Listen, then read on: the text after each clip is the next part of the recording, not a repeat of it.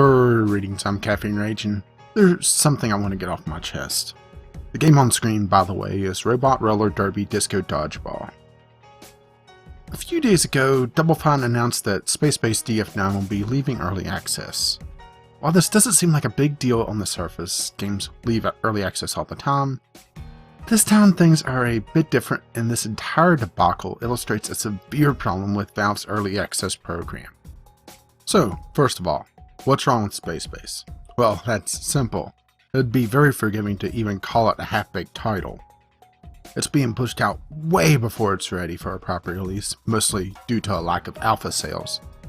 Going from an Alpha 6 to a full 1.0 release version in a few weeks. What's missing? Well, most of a rather long feature list that has since been deleted off the game's website, but it hasn't been forgotten by fans or the internet Wayback Machine, so I will be putting it on screen. Gamers haven't taken this news all that well, as you might imagine. The funny and sad thing about this whole thing was Double Fine addressed the development of the game fairly recently in a forum post, which I'll also put on screen, where they said, and I quote, "Double Fine is not a random fly-by-night indie dev, and we are not going to silently pull the plug on Spacebase or any other in-development project. Doing so will be disastrous for our reputation and would kill us emotionally." Talk about being a prophet of your own demise. To be fair, they were right. It has been disastrous, even if they don't consider this silently pulling the plug on the project.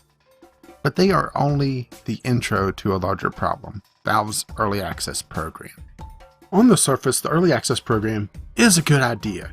It allows developers to get funding during the alpha and beta phases of their game, while, in theory, getting community feedback to allow them to better develop their title towards an eventual release. However, Valve's lack of policing the program is turning it into a minefield, where it's tough to tell what is a good or bad project, and a strong company behind the project is now, well, pretty much meaningless. Also, if their FAQ to early access is anything to go by, Valve currently hides behind a policy of let the buyer beware, stating, "You should be aware that some teams will be unable to finish their game, so you should only buy an early access game if you're excited about playing it in its current state." Two problems with this. One, an early access game by its very nature is one of change.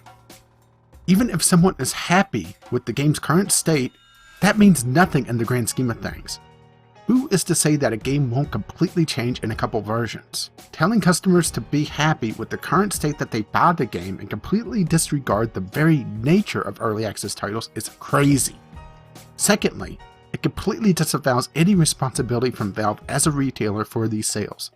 I'm sorry, Valve, you don't get to promote these games like you do in holiday and general sales and then wave off any responsibility over them. It doesn't work like that. You have to step up and take responsibility. What does Valve need to do? Well, there's a number of problems that need addressing with the early access program, and I do have a couple ideas. The very first thing that needs addressing is communication. Part of the draw of the early access program is that gamers can help shape a title as it's developed. But communication is a key part of this process. Something that some devs have been sorely lacking in. See Spacebase, for example, as Double Fine had to be prodded quite a bit to even get the forum response that I showed earlier. Yes, I know that response also talked about how Double Fine learned from Valve when it comes to communication.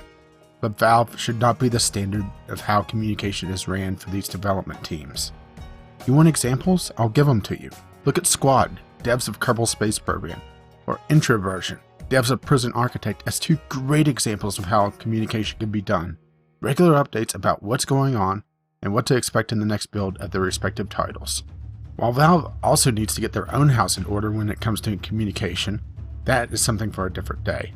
Pushing early access devs to communicate with their players, though, would be a huge step in the right direction.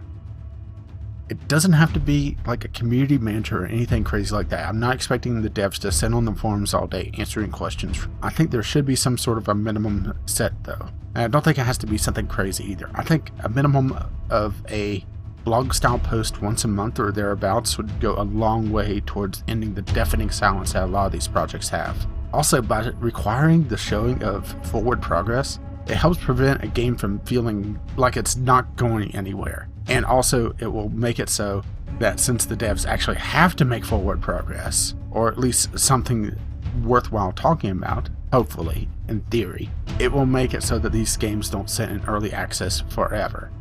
That there's going to be some sort of end game and an eventual release from the early access program.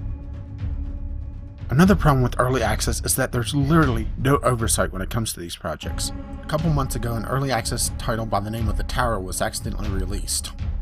Turns out that the only difference between an early access title and a full release on the dev side of the store page is but a simple checkbox with absolutely no input from Valve.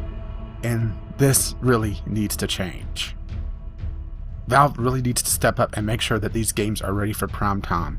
And I think part of that, beyond basic quality assurance, which is something else Valve could help provide, is a feature roadmap. Yes, despite Double Fine deleting their feature list and saying screw it, the game is ready, or we're not getting enough money and we have to push this out, it is a good way to see how a project is developing in accordance to the developer's overall vision for the title. It doesn't have to be all-inclusive with every single detail planned out months and months in advance, but it does need to give an overall idea of where the game is heading. On top of this, Valve needs to make sure that these devs are held to at least a majority of this feature list before the game can be released. I know, sometimes things don't work out and feature roadmaps aren't carved in stone, and I'm not asking them to be. But a reasonable amount of the game's planned features should be present before the game is ready for release. I know I'm opening up a lot of debating points here on what a reasonable amount of features would be, or how a feature could be dropped from the roadmap if they aren't working out. But that would be something that Valve would be working with the early access dev to figure out. Yes, I'm proposing a lot more work on Valve's part, but that work comes with the responsibility over these projects and could make the early access program more appealing to a wider audience. I know I've seen countless people scoff at early access titles because, well, they're not finished. And there's absolutely no guarantee that there would be. I mean, Valve themselves said that.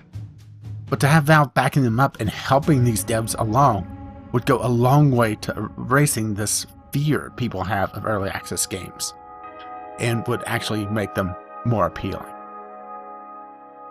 Finally, let's talk about failure states.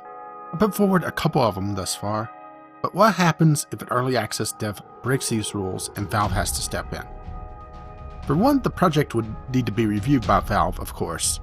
I know, more work for Valve, but they really need to work with these developers, especially if things aren't working out all that well. I also think Valve needs to review most of their policies in regards to Steam, but the main one in respect to early access is their refund policy, or lack thereof. They need to create a solid refund policy and write in a clause that gives refunds to customers who back what turns out to be a failure of a project. People give EA crap all the time, myself included at times. But at least Origin has a refund policy. Recently, Kickstarter even rewrote their terms of service to allow legal action against devs who do not live up to their project's promises. It's time for Valve to follow suit. This could even be made into a bit of a carrot on the stick for early access developers if need be. For example, a small portion of sales could go towards an escrow fund to help cover refund costs should they be required. But as the project develops and reaches milestones, perhaps outlined in the feature roadmap, the funds are then released to the developer as a bit of a bonus. It would require guidance and oversight to prevent the system from being abused, of course. But that's exactly what I want Valve to do. Have more responsibility over these projects. It has become clear to me that the early access program cannot continue without some sort of change. Perhaps with my changes, or perhaps with others, I don't know.